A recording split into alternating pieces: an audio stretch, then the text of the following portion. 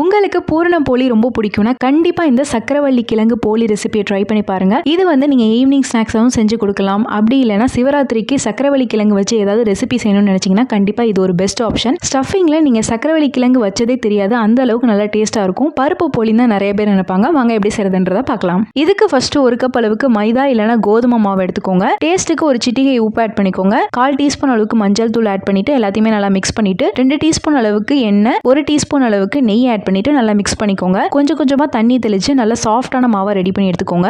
மாவு இன்னும் நல்லா சாஃப்ட் ஆகிறதுக்கு இடிக்கல் வச்சு நல்லா இந்த மாதிரி வந்து இடிச்சுக்கோங்க.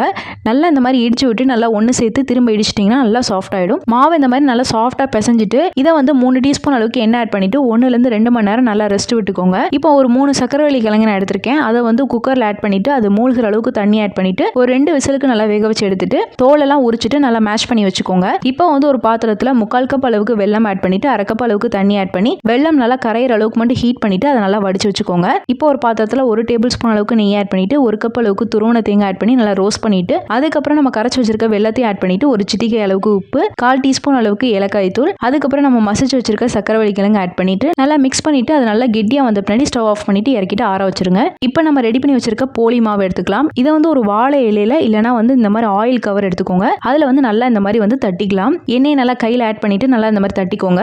இதுல வந்து நம்ம ரெடி பண்ணி வச்சிருக்க சக்கரவள்ளி கிழங்கு பூரணத்தை வந்து ரவுண்ட் பண்ணி இந்த மாதிரி உள்ளுக்கு வச்சுக்கலாம். ஸ்டஃபிங்க்கு சுத்தி இந்த மாதிரி நடுவில் வந்து ஒன்னா கொண்டு வந்து அதுக்கப்புறம் வந்து நல்லா தட்டிக்கோங்க. கையிலே இந்த மாதிரி நல்லா ஸ்ப்ரெட் பண்ணிக்கலாம். அப்படி இல்லைனா இதுக்கு மேல ஒரு கவர் வச்சு நல்லா வந்து தேய்ச்சி விட்டுக்கோங்க. இப்போ இதே மாதிரியே எல்லாத்தையுமே ரெடி பண்ணி வச்சுக்கோங்க. இப்போ தோசை கல்லுல நார்மலா நம்ம எப்படி சப்பாத்தி சுடுவோமோ அதே மாதிரியே சுட்டு எடுத்துக்கோங்க. 2 சைடும் எண்ணெய் இல்லைனா நெய் அப்ளை பண்ணிட்டு நல்லா 2 சைடும் குக் பண்ணி எடுத்துட்டீங்கன்னா சூப்பரான சக்கரவள்ளி கிழங்கு போலி ரெசிபி வீட்லயே ரெடி ஆயிரும்.